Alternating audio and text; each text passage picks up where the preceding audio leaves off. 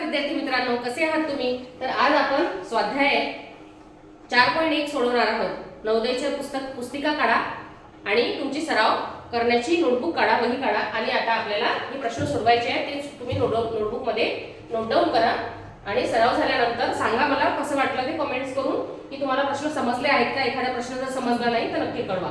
त्यानंतर बघा, पहिला प्रश्न आहे 6 आणि 8 या संख्यांच्या वर्गाचे बेरजेचे वर्गमूळ पुढीलपैकी कोणते? व्यवस्थित बघा, 6 आणि 8 या संख्यांच्या वर्गाच्या बेरजेचे वर्गमूळ पुढीलपैकी कोणते? तर मुलांनो, तुम्हाला दोन संख्या दिल्या आहेत 6 आणि 8। सर्वात अगोदर वर्ग संख्या आणि वर्गमूळ संख्या याची ओळख तुम्हाला अगोदर झालेली असेल आणि वर्ग संख्या कशा काढायच्या आणि वर्गमूळ कसं काढायचं हे सुद्धा तुम्हाला माहिती असेल। तरी सुद्धा एकदा आपण रिव्हिजन करून घेऊया। 1 चा वर्ग 1, 2 चा वर्ग बरोबर म्हणजे 2 चा 2 वेळा गुणाकार करायचा आहे। 2 चा वर्ग झाला 4, 3 चा वर्ग बरोबर 9, 4 चा वर्ग बरोबर 16, 5 चा वर्ग बरोबर 25, 6 चा वर्ग बरोबर 36, 7 चा वर्ग बरोबर 49, 8 चा वर्ग बरोबर 64, 9 चा वर्ग बरोबर 81 आणि 10 चा वर्ग बरोबर 100। तर तुम्हाला एवढं सगळं पेपर मध्ये लिहायचं आहे का मुलांनो? नाही। तर तुम्हाला लक्षात ठेवण्यासाठी नोटबुक मध्ये सराव करण्यासाठी हे मी तुम्हाला बोर्ड वरती दिले आहे, ते तुम्ही नोटबुक मध्ये लिहा आणि त्याचा सराव करा, न पाहता आठवून बघा। तर आपल्याला प्रश्नाकडे वळू। 6 आणि 8 च्या संख्यांच्या वर्गाच्या। आता 6 चा वर्ग किती आहे मुलांनो? 6 चा वर्ग आहे 36 आणि 8 चा वर्ग आहे 64। या वर्गाच्या बेरजेचे, आता याची बेरीज करायची तुम्हाला। वर्गाची बेरीज किती होईल? 36 आणि 64 होतात 100। आता पुढे प्रश्न वाचूया। वर्गमूळ। मुलांना वर्गमूळ म्हणजे काय आहे? या बाजूच्या संख्यांना वर्गसंख्या म्हणतात आणि ज्याच्या डोक्यावरती 2 दिसतोय त्याला वर्गमूळ म्हणतात। वर्गमूळाचे चिन्ह कोणते आहे? हे वर्गमूळाचे चिन्ह आहे। आतमध्ये जर 100 आहे तर 100 बाहेर आल्यानंतर किती होणार आहे? 10, म्हणजे 100 चे वर्गमूळ आहे 10। मग आपल्या प्रश्नाचे उत्तर काय राहील मुलांनो? आहे का 10? प्रश्नाचे उत्तर आहे पर्याय क्रमांक 3। अगदी बरोबर। चला पुढे जाऊया पुढच्या प्रश्नाकडे। पुढचा प्रश्न,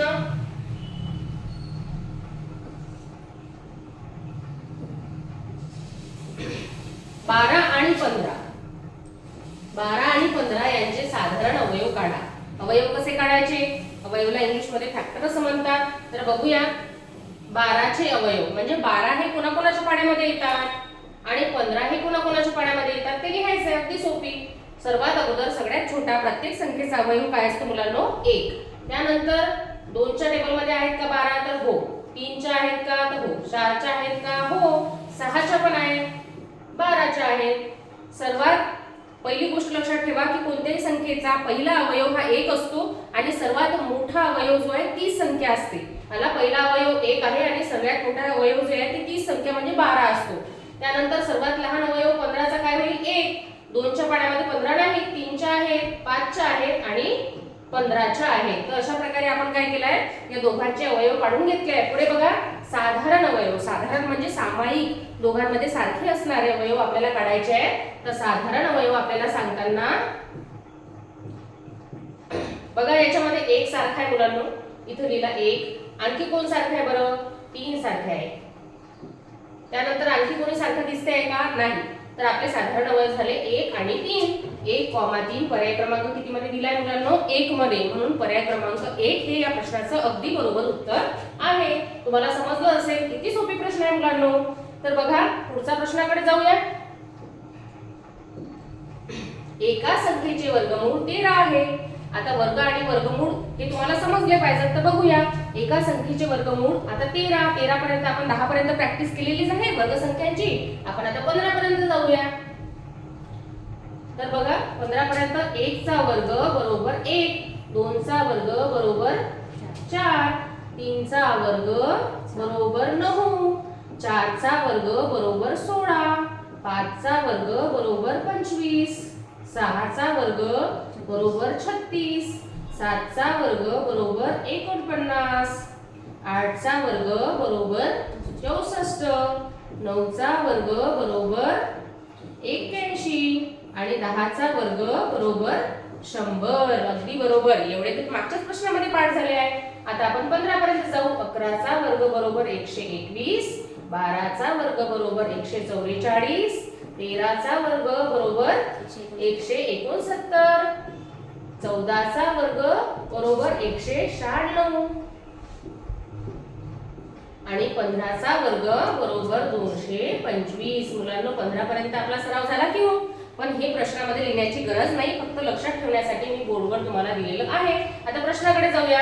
एका संख्येचे वर्गमूळ 13 आहे. मुलांनो कोणत्या संख्येचे वर्गमूळ 13 आहे रे? तर आपल्याला दिसत आहे 169 या संख्येचे वर्गमूळ किती आहे? 13 आहे. मग 169 वर्गमूळ 13 आहे तर त्या संख्येची आपल्याला दुप्पट सांगितली. दुप्पट म्हणजे 2 वेळा बेरीज करा किंवा त्याला 2 ने गुणा. बघूया 169 अधिक 169 किती होती? 9 आणि 9 किती होती? 18. हातचा 1. 6 आणि 6 12. 12 आणि 13 3. हातचा 1. किती आलं मुलांनो? 338. पर्याय क्रमांक 1. समजलं मुलांनो? अगदी सोपी प्रश्न आहे वर्ग आणि वर्गमूळ संख्येवरती. चला पुढच्या प्रश्नाकडे जाऊया. अगदी सोपी प्रश्न, मोठा दिसत असला तरी घाबरण्याचं कारण नाही. जितका मोठा प्रश्न तितका अगदी सोपी असतो तो. बघा 2 गुणिला 2 वजा 1 गुणिला 1 बरोबर. आता इथं बघा या ठिकाणी 2 गुणिला 2 तर इथं एक ट्रिक वापरलेली आहे. हा 2 एक वेळा घेतलेला आहे आणि हा 1 एक वेळा घेतलेला आहे. या दोघांची केलेली आहे बेरीज. 2 आणि 1 3. एक ट्रिक समजली आहे तुम्हाला? पुढे आणखी काय सांगितलं? 3 गुणिला 3 वजा 2 गुणिला 2. इथं बघा हा 3 घेतला आणि हा 2 घेतला आहे. 3 + 2 3 अधिक 2 किती होतात? 5.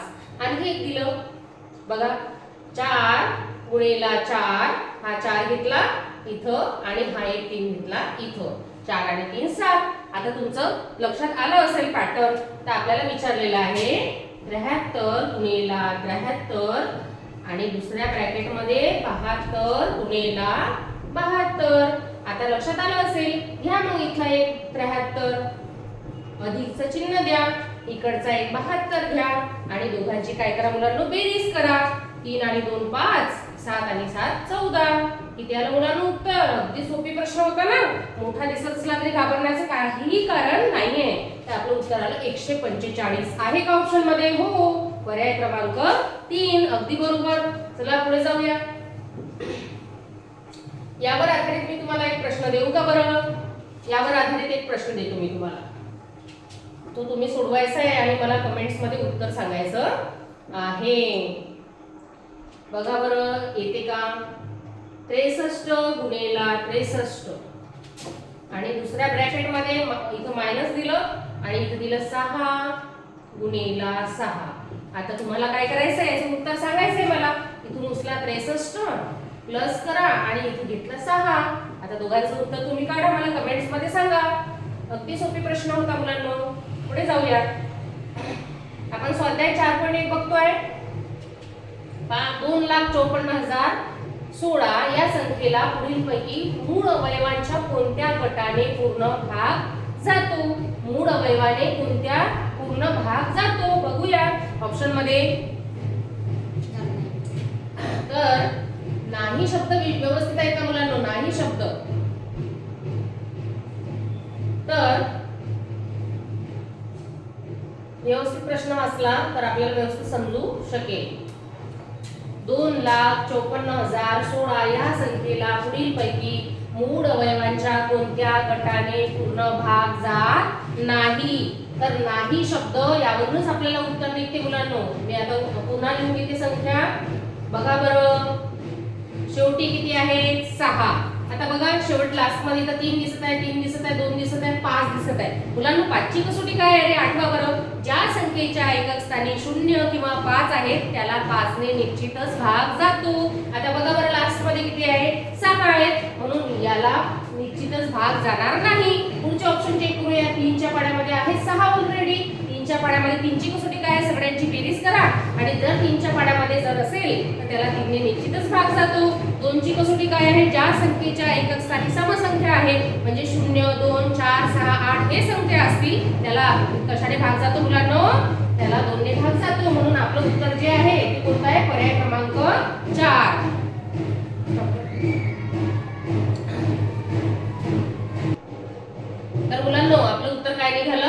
2, 3 आणि 5 या तिन्ही मूळ संख्यांनी काय जाणार आहे, मूळ संख्येच्या गटाने त्याला भाग जाणार नाही.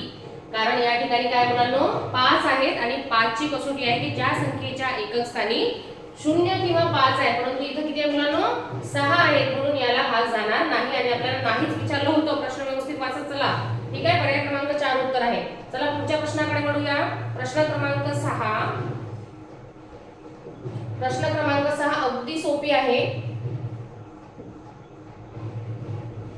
बघा काय विचारलेलं आहे तुम्हाला, 27,000 या संख्येचे मूळ अवयव कोणते. मुलांना मूळ संख्या माहिती आहे तुम्हाला. मूळ संख्या म्हणजे 2, 3, 5, 7. मागच्या सराव संचामध्ये आपण सराव करताना घेतलं होतं 2, 3, 5, 7. त्यानंतर 11, 13, 17, 19 अशा प्रकारच्या ज्या संख्या आहेत त्या काय आहेत, मूळ संख्या आहेत, ज्या स्वतःच्या पाड्यात येतात आणि एकाच्या पाड्यामध्ये येतात त्या संख्या. आता बघूया या संख्यांच्या मूळ अवयव कोणते कोणते आहेत. मूळ अवयव म्हणजे जे कोणत्याही संख्येने भाग जात नाही. आता बघूया मूळ अवयव कोणकोणते आहेत. तर बघा बरं, अगदी सोपी उत्तर आहे. इथे 25. 25 ही संख्या मूळ आहे का, नाही, म्हणून हा ऑप्शन काय झाला, कट झाला मुलांनो. दुसऱ्या ऑप्शन मध्ये बघा 10 ही संख्या मूळ अवयव आहे का, नाही. त्यानंतर हा सुद्धा ऑप्शन काय झाला मुलांनो, कट झालेला आहे. आता बघा खाली बघा, या पर्याय क्रमांक 3 मध्ये सगळे मूळ अवयव दिसत आहेत, मूळ संख्या आहेत. पर्याय क्रमांक 4 मध्ये हा 27 मला मूळ दिसत नाहीये, 8 पण मूळ संख्या नाहीये, म्हणून पर्याय क्रमांक 4 सुद्धा काय झाला मुलांनो, कट झालेला आहे. आता कोण उरलं बरं, पर्याय क्रमांक 3. मग तेच उत्तर आहे. 2 गुणिला 2 गुणिला 2 गुणिला 3 गुणिला 3 गुणिला 3 5 गुणिला 5 गुणिला 5. करून बघूया ताडा. तुम्ही जर करून बघितलं तर 2 गुणिले 2 2 गुणिले 4 4 गुणिले 8. इकडे करा, इकडे 8 आले. 8 गुणिले 3 त्रिक 9 आणि 9 त्रिक 27. त्यानंतर परत 5 5 5 25 आणि 25 5 125 आणि या सगळ्यांचा गुणाकार जो आहे तो किती येणार आहे मुलांनो, तुम्हाला येणार आहे 27,000. तर अशा प्रकारे हे सगळे मूळ अवयव असल्यामुळे आपण त्याचा पर्याय क्रमांक 3 दिलेला आहे. तुम्हाला समजलं असेलच. पुढे जाऊया. पुढचा प्रश्न आहे 7वा प्रश्न आणि या स्वाध्यायामधला शेवटचा प्रश्न. जर तुमच्या सराव संचामध्ये आणखी काही सरावासाठी प्रश्न दिलेले असतील तर तुम्ही मला कमेंट करून नक्की सांगा, आपण ते सोडून घेऊ. त्यानंतर बघा 330 या संख्येचे मूळ अवयव किती आहेत. तर मूळ अवयव काढण्यासाठी मुलांना तुम्हाला डिव्हिजन मेथडचा वापर करावा लागतो. डिव्हिजन मेथड कशी आहे ते आपण या उदाहरणाच्या माध्यमातून समजून घेऊया. बघा 330 कोणाच्या पाड्यात आहे, सर्वात अगोदर मूळ संख्या 2 2च्या पाड्यामध्ये आहे. 330 ला जर भाग दिला तर किती होईल बरं, 330 ला भाग दिलं तर देऊया बेक बे. इथं अशा प्रकारे तुम्हाला जर तोंडी आलं नाही तर तुम्ही 330 भागेला 2 करू शकता. बेक बे, इथे एक उरला, हा 3 खाली घेतला, बेसक 12, आता एक परत उरला आहे. तर या ठिकाणी बे 5 10 165 आले आहे, 165. तर अशा प्रकारे तुम्ही भागाकार पद्धतीने सुद्धा करू शकता. आता 165 मूळ अवयवांमध्ये 2 झाल्यानंतर 3च्या पाड्यामध्ये आहेत का बघूया. शेवटी किती आहे, 5. शेवटी किती आहे, 5 आहे. तुम्ही 5 संख्येने सुद्धा त्याला भाग देऊ शकता. या ठिकाणी 5 सुद्धा मूळ अवयव आहे. 5 ने भाग देऊन आपण बघूया. 5 त्रिक 15 आणि 5 त्रिक 15 33 आले. आता कशाने जाईल, 33 3च्या पाड्यामध्ये आहे. तुम्ही इथं 3 सुद्धा घेऊ शकता, नंतर 5 सुद्धा घेऊ शकता. 3च्या पाड्यामध्ये किती नंबरवर येतील मुलांना, 11च्या. आता पुढची संख्या कोणती आहे, 11. तर 11 11च्या पाड्यामध्ये 1 नंबर वरती आहे. अशा प्रकारे भागाकार पद्धतीने आपल्याला मूळ अवयव जे आहेत ते मिळालेले आहेत. बघा इथे 2 आहे, 5 3 आणि 11 हे झाले त्या संख्येचे मूळ अवयव. आता किती आहेत आपल्याला प्रश्न विचारला, किती मूळ अवयव आलेले आहेत तर बघूया. 1 2 3 आणि 4. 4 ऑप्शन क्रमांक 3 आहे, म्हणून या ठिकाणी पर्याय क्रमांक 3 जे आहे उत्तर आहे. अशा प्रकारे आपण स्वाध्याय 4.1 सोडवलेला आहे. व्हिडिओ आवडल्यास नक्की लाईक करा.